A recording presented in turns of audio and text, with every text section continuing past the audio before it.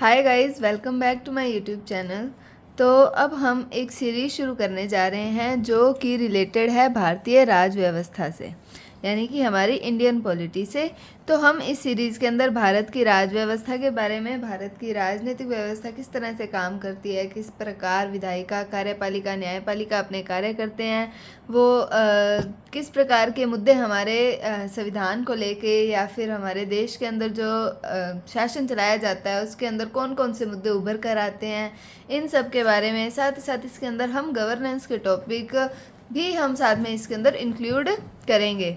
तो हम भारतीय राज व्यवस्था के बारे में शुरू करने जा रहे हैं। तो सबसे पहले हमें पता होना चाहिए कि हमारा संविधान जो है हमारे देश में वो सर्वोच्च है। तो सबसे पहले हमें हमारे संविधान के बारे में पता होना चाहिए, यानी कि संविधान मतलब कॉन्स्टिट्यूशन।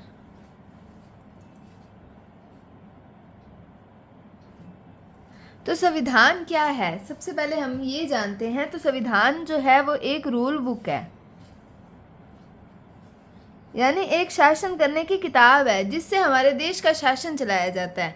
तो संविधान क्या है, एक रूल बुक है। और एक तरीके से हम कह सकते हैं कि संविधान जो है वो उन प्रावधानों का संग्रह है जिनके आधार पर देश का शासन चलाया जाता है। तो संविधान के अंदर क्या दिए हुए हैं, प्रावधान दिए हुए हैं जिनके अनुसार हमारे देश का शासन चलाया जाता है।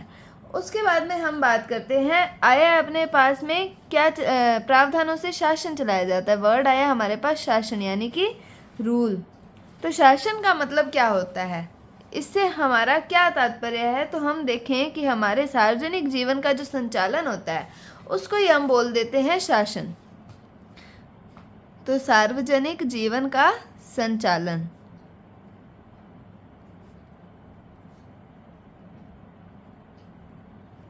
तो सार्वजनिक जीवन के संचालन से क्या मतलब है कि हमारे जीवन के अंदर कुछ सामाजिक मुद्दे आते हैं, यानी कि सोशल इश्यूज आते हैं, कुछ हमारे राजनीतिक मुद्दे आते हैं, यानी कि पॉलिटिकल इश्यूज आते हैं,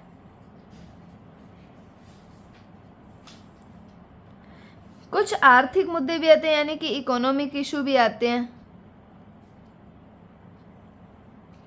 तो ये सब जो आते हैं हमारे जीवन के अंदर, जो हमारे सोशल इश्यूज़ हैं, पॉलिटिकल इश्यूज़ हैं, इकोनॉमिक्स इश्यूज़ हैं, उन सब से इन सब से बन के तो हमारा सार्वजनिक जीवन जो है वो संचालित होता है। एक समाज है, उसके अंदर सामाजिक मुद्दे भी आएंगे कि समाज के अंदर शासन किस तरह से चल रहा है। आना हमें मेन पॉइंट शासन पे ही है। उसके बाद में हम बात करते हैं राजनीतिक मुद्दे। हमारे देश में चुनाव होते हैं, हमारे लोकसभा के चुनाव होते हैं, विधानसभा के चुनाव होते हैं जो प्रत्यक्ष तरीके से होते हैं। उसके अलावा हम बात करते हैं हमारे राज्यसभा के चुनाव होते हैं, राष्ट्रपति चुना जाता है। इन सब से रिलेटेड मुद्दे आ गए हमारे पॉलिटिकल इश्यूज़। उसके बाद हम बात करते हैं इकोनॉमिक्स इश्यूज, यानी कि सारा कुछ होता तो पैसे से ही है, तो वो आ गए हमारे आर्थिक इश्यूज के अंदर, आर्थिक मुद्दों के अंदर। तो हमने बात की शासन की, कि शासन क्या है, हमारे सार्वजनिक जीवन का संचालन है एक तरीके से। उसके बाद हम बात करें कि जो संविधान है वो हमारे देश की मूल विधि है। संविधान जो है हमारे देश की मूल विधि है, यानी कि फंडामेंटल लॉ है हमारे देश का, और साथ ही साथ हमारे देश की सर्वोच्च विधि भी संविधान ही है। संविधान के अनुसार ही हमारे देश का शासन चलाया जाता है, यानी कि हमारे सार्वजनिक जीवन का संचालन किससे होता है, संविधान के द्वारा, यानी हमारी सर्वोच्च विधि के द्वारा ही देश का शासन चलाया जाता है। अब हमने बात की है संविधान की। इसके बाद आते हैं एक वर्ड आता है संविधानवाद, यानी कि कॉन्स्टिट्यूशनलिज्म। क्या होता है संविधानवाद, संविधानवाद से हम सीधा सीधा एक ही मतलब निकालते हैं, उसका मतलब आता है सीमित शासन। अब सीमित शासन का क्या मतलब लिया जाता है, जैसे हम देखते हैं कि अलग अलग देशों में अलग अलग प्रकार से शासन का संचालन किया जाता है। कहीं पर संसदात्मक प्रणाली आती है, कहीं पर अध्यक्षात्मक आती है, कहीं पर एकात्मक शासन चलाया जाता है, कहीं पर संघात्मक शासन चलाया जाता है। तो इस तरह हम बात करते हैं सबसे पहले सीमित शासन की। तो इसके अंदर सीमित शासन का क्या मतलब है, सबसे पहले हमने देखा कि हमारा शासन किसके अनुसार चलाया जाता है, संविधान के अनुसार चलाया जाता है। तो संविधान के अनुसार शासन जो चलाया जाता है वो एक सीमित शासन का उदाहरण है। तो सबसे पहला आ जाता है संविधान के अनुसार शासन। उसके बाद हम बात करें कि हमारे देश में लोकतांत्रिक व्यवस्था है, यानी कि जनता को अधिकार है अपना राजा चुनने का। एक तरीके से शासक ही हो गया हमारे ऊपर, जो हमारा राष्ट्रपति होता है, या फिर हम लोकसभा के अंदर अपने एमपीज को चुनकर भेजते हैं, हमारे सांसदों को, या विधानसभा के अंदर हम अपने एमएलएज को चुनकर भेजते हैं। तो वो लोकतांत्रिक व्यवस्था ही होगी, यानी कि लोकतंत्र है हमारे देश के अंदर। ये भी एक सीमित शासन का, यानी कि जो हमारे नेता हैं वो हमारे ऊपर हावी नहीं हो सकते। हम उनको अगले 1 साल अगर वो जीते, उन्होंने कुछ गलत काम किया, तो हम उसको अगले बार जो हटा सकते हैं, हम कर सकते हैं कि हम उनको वोट ना दें। उसके बाद हम बात करते हैं न्यायपालिका की स्वतंत्रता।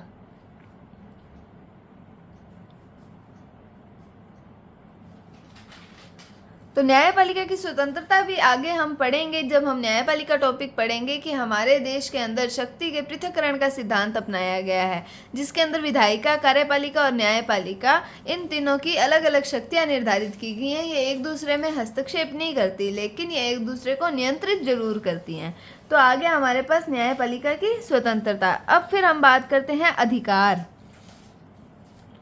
हमारे देश में देश के नागरिकों को भी और जो कुछ अधिकार, हमारे फंडामेंटल राइट्स, मूल अधिकार ऐसे भी दिए गए हैं, जो देश के नागरिक नहीं है लोग, उनको भी कुछ अधिकार दिए गए हैं।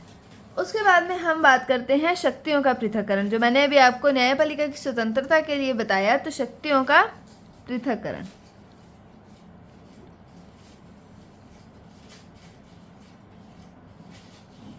तो शक्तियों के पृथक्करण का क्या मतलब है? विधायिका, कार्यपालिका और न्यायपालिका, सरकार के तीनों अंगों की शक्तियों का पृथक होना। अब इन सब को हम मान सकते हैं ये हैं संविधानवाद के अंग।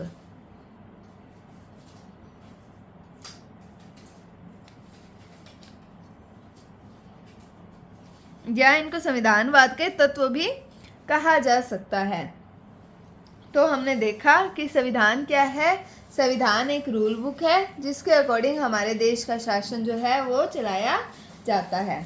उसके बाद हम बात करते हैं कि संविधान जो है देश की मूल विधि है। उसके बाद हमने शासन के बारे में पढ़ा था कि शासन क्या है।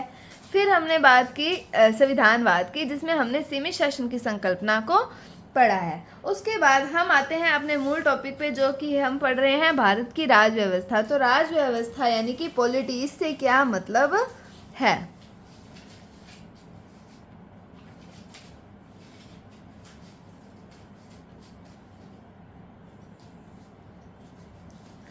तो पॉलिटी का क्या मतलब है? हमने देखा संविधान के अंदर सारे प्रावधान दिए गए हैं, और उन प्रावधानों का जब एप्लीकेशन हो जाता है, व्यवहार में उनका प्रयोग किया जाता है, तब वो उसको कहा जाता है राज व्यवस्था। संविधान के प्रावधानों का व्यवहार में जो अनुप्रयोग होता है, उसी को राज व्यवस्था कहा जाता है। तो हम बात करते हैं कि राज व्यवस्था संविधान का अनुप्रयोग होती है, यानी कि जब संविधान को व्यवहार में लागू किया जाता है, उनसे जो विषय उभर कर आते हैं, जो मुद्दे उभर कर आते हैं, उन्हें समग्र रूप में क्या कहा जाता है? राज व्यवस्था कहा जाता है।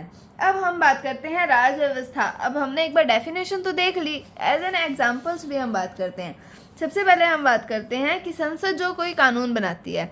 हमने देखा कि संविधान है, संविधान के अंदर जैसे एक एग्जाम्पल की तरह मैं आपको समझाती हूँ।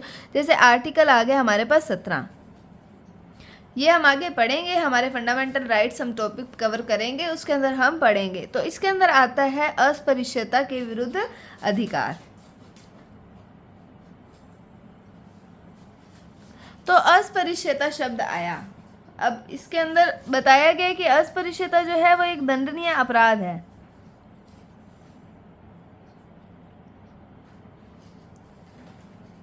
अब हमें क्या पता कि अस्पृश्यता क्या है? इसमें तो बता दिया कि अस्पृश्यता दंडनीय अपराध है। हम इसको किस वे में लेंगे, किसके विरुद्ध अस्पृश्यता एक दंडनीय अपराध है, और दंडनीय अपराध है तो इसके लिए दंड क्या निर्धारित किया गया है, ऐसा कुछ भी इसके अंदर नहीं बताया। आर्टिकल 17 बताता है कि हमारा जो अस्पृश्यता है वो एक दंडनीय अपराध है, लेकिन वो ये नहीं बताता कि अस्पृश्यता है क्या, और दंडनीय अपराध है तो दंडनीय अपराध में दंड क्या दिया जाएगा, किस प्रकार की अस्पृश्यता को किस प्रकार का दंड दिया जाएगा। अब इसके लिए संसद ने एक कानून बनाया, जिसका नाम आता है अस्पृश्यता निवारण अधिनियम।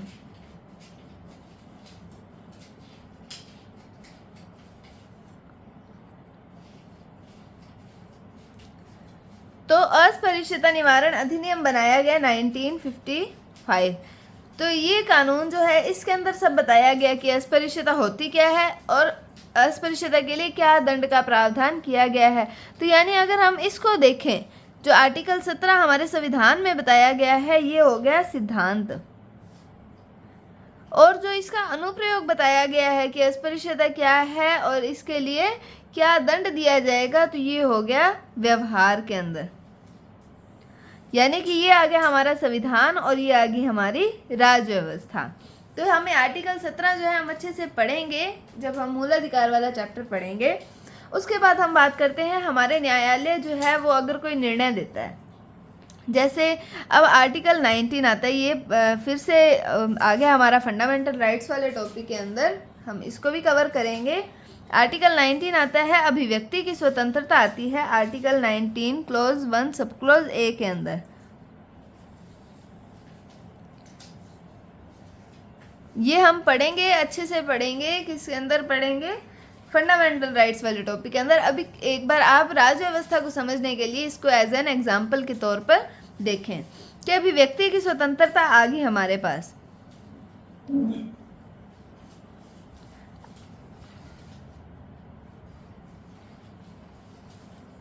तो अभिव्यक्ति की स्वतंत्रता के अंदर अब अभिव्यक्ति को किस किस तरीके से हम देख सकते हैं, तो उसके लिए अब एक बात आती है, एक केस आया प्रेस से रिलेटेड, जो मीडिया है हमारी प्रेस है उससे रिलेटेड। उसके एक केस आया हमारा इंटरनेट से related.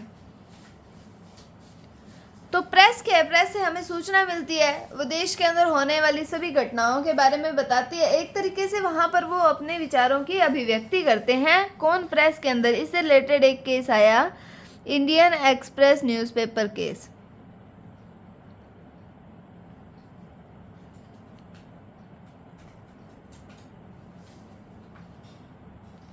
Indian express newspaper case आया, उसके अंदर प्रेस की स्वतंत्रता को मूल अधिकार का दर्जा दिया गया। बताया गया कि प्रेस की स्वतंत्रता भी अभिव्यक्ति की स्वतंत्रता है।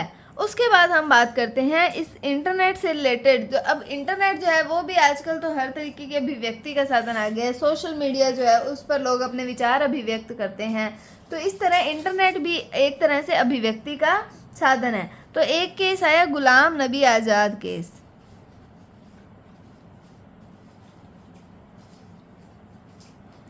तो गुलाम नबी आज़ाद केस आया 2020 के अंदर। इसमें बताया गया कि इंटरनेट जो है वो भी अभिव्यक्ति का एक साधन है।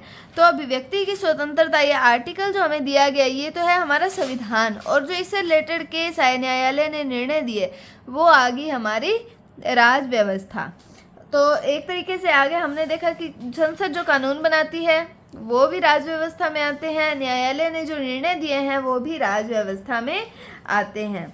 तो उसके बाद अगर हम देखें कि अगर जाति, धर्म, भाषा या क्षेत्र, ये जो कारक हैं ये भी राजनीतिक व्यवस्था पर अपना प्रभाव डालते हैं। कौन कौन से आते हैं? जाति, धर्म, भाषा और क्षेत्र, इन सभी कारकों का भी राजनीतिक व्यवस्था पर प्रभाव पड़ता है। हम मुद्दे देखेंगे आगे, जैसे जैसे हम फंडामेंटल राइट पढ़ेंगे उसके अंदर भी जो जो इश्यूज उभर कर आते हैं, सुप्रीम कोर्ट ने, हाई कोर्ट ने जो जो इसके अंदर डिसीजंस दिए हैं उसके बारे में भी हम देखेंगे। धर्म के आधार पर भी हम फंडामेंटल राइट में पढ़ेंगे, भाषा का भी पढ़ेंगे हम फंडामेंटल राइट में, और क्षेत्र के आधार पर भी जो ये सब जो कारक हैं ये भी राजनीतिक व्यवस्था को प्रभावित करते हैं। उसके बाद बात करते हैं कि अलग अलग प्रकार की जो हमारे देश के अंदर संस्थाएं हैं तो वो भी हमारी राज व्यवस्था के अंदर आती हैं। जैसे देखा जाए हम संस्थाओं की बात करते हैं,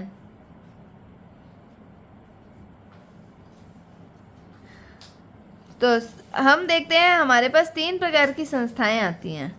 सबसे पहले आती है संवैधानिक संस्था,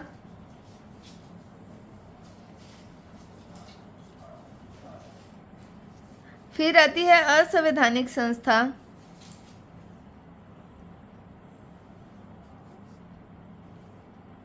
उसके बाद में आती है गैर संवैधानिक संस्था।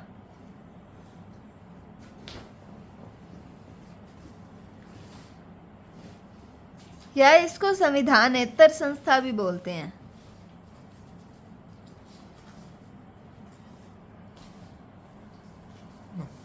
तो हमारे पास आती है संवैधानिक संस्था, असंवैधानिक संस्था और गैर संवैधानिक संस्था।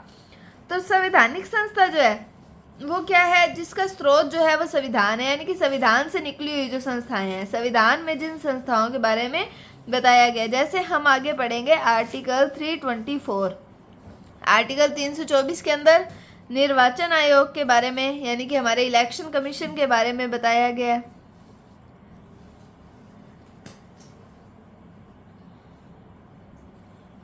निर्वाचन आयोग के बारे में आर्टिकल 324 में बताया गया है। उसके बाद हम आर्टिकल पढ़ेंगे 280, उसके अंदर भारत का वित्त आयोग आएगा।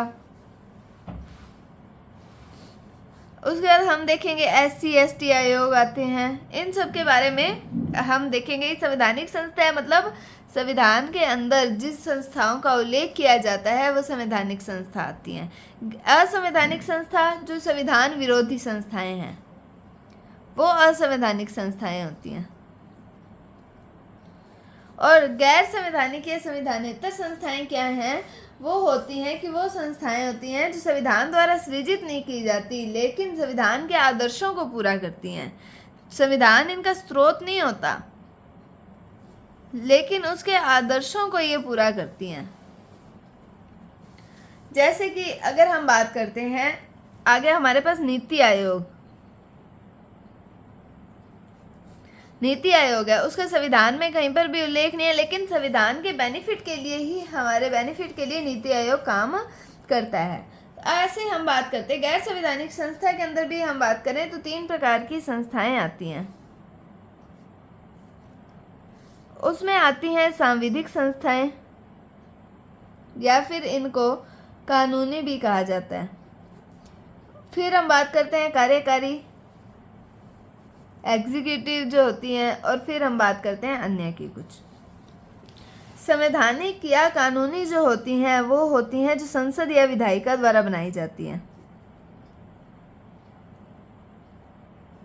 संसद और विधायिका जो कानून बनाते हैं उनसे सृजित जो संस्थाएं होती हैं वो होती हैं सांविधिक या फिर कानूनी, स्टैट्यूटरी या लीगल बॉडी इनको बोला जाता है। जैसे हम बात करते हैं, एग्जाम्पल लेते हैं, 1993 के अंदर राष्ट्रीय मानव अधिकार आयोग बनाया गया। तो NHRC यानी कि राष्ट्रीय मानव अधिकार आयोग यानी कि नेशनल ह्यूमन राइट कमीशन बनाया गया। उसके बाद हम बात करते हैं राष्ट्रीय महिला आयोग, ये भी संसद या विधायिका के द्वारा बनाया गया, इनके कानूनों के द्वारा ये बनाया गया। फिर हम बात करते हैं कार्यकारी, कार्यकारी के अंदर आता है राष्ट्रपति या कार्यपालिका, इनके आदेश से निर्मित जो संस्थाएं होती हैं वो होती हैं कार्यकारी संस्थाएं। जैसे कि हमने यहाँ पर भी बात की नीति आयोग की, तो ये एक कार्यकारी संस्था है। उसके बाद अन्य की बात करें, कोई अन्य व्यक्ति या फिर समूह जो आपस में मिलकर संस्थाएं बना लेते हैं वो होती हैं अन्य संस्थाओं के अंदर। जैसे हम बात करते हैं स्टूडेंट्स का संगठन बनता है, किसान संगठन होता है, मजदूर संगठन होता है, तो ये सारा कुछ आ जाता है अन्य के अंदर। तो हम बात करते हैं, ये हमने देखी संवैधानिक संस्था, तो यानी कि ये आ गया हमारे संविधान से रिलेटेड, इसके अंदर आ गया संविधान। उसके बाद जो हमने गैर संवैधानिक संस्था देखी यानी कि संविधान का एप्लीकेशन करते हैं ये सब, NHRC जो है ये भी, इसमें भी संविधान का एप्लीकेशन है, और जो राष्ट्रीय महिला आयोग, नीति आयोग, ये सब संविधान के आदर्शों को पूरा करते हैं। तो ये आ जाता है राज व्यवस्था के अंदर। तो हमने देखा कि संस्थाएं जो हैं 3 प्रकार की हैं, संवैधानिक, असंवैधानिक और गैर संवैधानिक संस्थाएं। उसके बाद हमने बात की कि संवैधानिक संस्था कौन सी है, जो संविधान के द्वारा निर्मित होती है वो संवैधानिक संस्था होती है। जैसे कि हमने देखा निर्वाचन आयोग और हमने देखा वित्त आयोग, SC ST आयोग, ये सब संवैधानिक संस्था के अंतर्गत आते हैं। फिर हमने देखा असंवैधानिक संस्था जो संविधान विरोधी, और गैर संवैधानिक संस्था जो संविधान से नहीं बनती लेकिन संविधान के आदर्शों को सृजित करती हैं। उसके अंदर हमने 3 प्रकार की सांविधिक, कार्यकारी और अन्य संस्थाओं के बारे में देखा। अब हम बात कर लेते हैं कि संविधान की कैसे हम संविधान को डिवाइड करते हैं। सबसे पहले हम देखते हैं कि हमारे पास होता है संविधान। ठीक है, संविधान डिवाइड्स होता है भाग के अंदर, यानी कि पार्ट्स के अंदर। फिर उसके बाद में आते हैं अध्याय, जिसको हम चैप्टर्स बोलते हैं। फिर हम देखते हैं आते हैं अनुच्छेद, आर्टिकल्स। फिर आते हैं खंड, क्लोज, और फिर आते हैं उपखंड, यानी कि सब क्लोज। यानी कि संविधान है, भाग आता है, फिर अध्याय आता है। कई बार होता है कि भाग के अंदर डायरेक्ट अनुच्छेद दिए होते हैं, उसके बाद में खंड आता है और फिर उपखंड आता है। अब इसको भी हम एक एग्जांपल से देख सकते हैं। जैसे भाग की हम बात करें तो भाग 5 है। जैसे हमारे कॉन्स्टिट्यूशन के अंदर पार्ट 5 दिया हुआ है, वो हमारी संघ के शासन से संबंधित है। संघ का शासन उसमें बताया गया है। अब इसके अंदर जो है अध्याय दिया हुआ है, अध्याय 1। जैसे अध्याय काफ़ी सारे अध्याय हैं, तो उसमें अध्याय 1 जो है वो हमारे प्रेसिडेंट और वाइस प्रेसिडेंट के बारे में दिया गया है। और इसके अंदर भी आते हैं हमारे पास आर्टिकल्स आते हैं। तो आर्टिकल जैसे 52 आ गया, 53 आ गया, ऐसे करते करते आर्टिकल्स। तो हमने देखा पार्ट्स डिवाइड है किसमें, अध्याय में, और अध्याय जो है वो आर्टिकल्स के अंदर डिवाइडेड है। उसके बाद हम बात करते हैं, जैसे हमने कहा कि मैंने कहा भाग के बाद में कई बार डायरेक्ट अनुच्छेद भी आ जाते हैं। तो जैसे हम एग्जांपल लेते हैं, भाग आता है हमारे पास 3, जो कि हमारे फंडामेंटल राइट से रिलेटेड है। तो फंडामेंटल राइट में सीधे ही आर्टिकल आते हैं। हम देखेंगे 12 आएगा, आर्टिकल 12, 13, 14, ऐसे चलते जाएंगे आर्टिकल्स। तो 12 मतलब जैसे इसके अंदर डायरेक्ट आर्टिकल्स आते हैं, पार्ट्स के बाद डायरेक्ट आर्टिकल आ गए, अनुच्छेद नहीं आए। अब जैसे हम कई बार देखेंगे कि हमारे पास आएगा आर्टिकल 19, फिर ब्रैकेट में स्मॉल a लिखा होएगा, स्मॉल b लिखा होएगा। तो ये होता है क्लोज, ये आगे वाला आर्टिकल है और ये क्लोज है, तो इसको हम बोलेंगे 39 क्लोज a, 39 क्लोज b, इस तरीके से। और उसके बाद जैसे मैंने आपको अभी पीछे एग्जाम्पल बताया था अभिव्यक्ति की स्वतंत्रता का, जैसे आर्टिकल 19(1)(a) लिखा होता है। तो उसके अंदर ये होता है आर्टिकल, ये होता है उसका क्लोज, और ये होता है उसका सब क्लोज। तो आर्टिकल 19 क्लोज 1 सब क्लोज है, इस तरीके से बोलेंगे। मैं आपको ये सब चीज़ें इसलिए बता रही हूँ क्योंकि आगे जब मैं आपको बताऊँगी तो मैं इसी तरीके से बात करूँगी आपसे क्लोज और सब क्लोज के अंदर, और आप समझ जाओ, इसलिए मैं आपको ये पहली इंट्रोडक्टरी क्लास है एक तरीके से, उसमें ही मैं आपको बता रही हूँ। उसके बाद हम देखें, जैसे हमने देख लिया कि ये क्लोज सब क्लोज, ये हो गया आर्टिकल, ये क्लोज और ये सब क्लोज। ऐसे अगर हम देखेंगे 39(a) ऐसे लिखा होगा तो ये पूरा का पूरा आर्टिकल ही माना जाता है। इसके ये क्लोज या सब क्लोज नहीं माना जाता, ये पूरा आर्टिकल ही माना जाता है। उसके बाद हम एक छोटी सी बात और कर लेते हैं कि अनुसूची क्या होती है। शेड्यूल के बारे में हम बात कर लेते हैं। तो अनुसूची की बात करते हैं, तो अनुसूची जो है वो संविधान के अंत में पाई जाती है, संविधान के एकदम लास्ट में पाई जाएगी, और वो संविधान के कोई ना कोई प्रावधान की व्याख्या कर रही होगी। तो मतलब एक तरीके से प्रावधानों की व्याख्या करती है सूची, अनुसूची, शेड्यूल जिसको हम बोलते हैं। तो संविधान के अंत में पाई जाती है और संविधान के किसी प्रावधान की व्याख्या करती है सूची। तो आज के लिए इतना काफ़ी है मुझे लगता है। तो हमने आज की क्लास के अंदर क्या देखा था, हमने भारतीय राज्य व्यवस्था के बारे में पढ़ना शुरू किया, जिसमें हमने संविधान के बारे में पढ़ा, संविधानवाद के बारे में पढ़ा, और राज्य व्यवस्था को हमने समझने की कोशिश की अलग अलग एग्जाम्पल से, जैसे संसद के जो कानून है, न्यायपालिका के निर्णयों से, और हमने संस्थाएं देखी। हमने ये भी देखा कि जाति, धर्म, भाषा, क्षेत्र, इनका भी प्रभाव पड़ता है संविधान हमारी राज्य व्यवस्था के ऊपर। उसके बाद हमने अलग संस्थाएं देखी हैं, संस्थाओं के भी हमने सब सेक्शंस देखे हैं, एक तरीके से हमने उसको डिवाइड किया है। उसके बाद हमने देखा कि संविधान को किस तरीके से बांटा गया है, संविधान, फिर पार्ट्स, फिर उसके बाद चैप्टर्स आते हैं, आर्टिकल्स, क्लोज एंड देन सब क्लोज आते हैं। तो मैंने आपको ये भी बताया कि पार्ट्स से चैप्टर्स पे भी आते हैं और देन आर्टिकल्स पे। या पार्ट से डायरेक्ट आर्टिकल्स पे भी आ जाते हैं। और क्लोज सब क्लोज के बारे में आपको मैंने इन्फॉर्मेशन दी, और लास्ट में हमने अनुसूची के बारे में पढ़ा कि लास्ट में पाई जाती है और जो प्रावधानों की व्याख्या करती है। तो आज की क्लास के लिए इतना ही। कल हम आगे इसके बारे में पढ़ेंगे, संविधान का परिचय पढ़ेंगे कि क्या है संविधान, सरकार क्या होती है, इन सब चीज़ों के बारे में हम कल की क्लास में देखेंगे। तो आप इसको अच्छे से पढ़ लीजिए, रिवाइज़ कर लीजिए, इसके नोट्स अच्छे से बना लीजिए ताकि आगे की क्लासेस से आप अच्छे से कनेक्ट करते रहें। तो आज के लिए इतना ही। धन्यवाद वीडियो देखने के लिए। आपको अगर वीडियो अच्छी लगी है तो इसे लाइक कीजिए, शेयर कीजिए, चैनल पर नए हैं तो इसे सब्सक्राइब ज़रूर कीजिए। Thank you.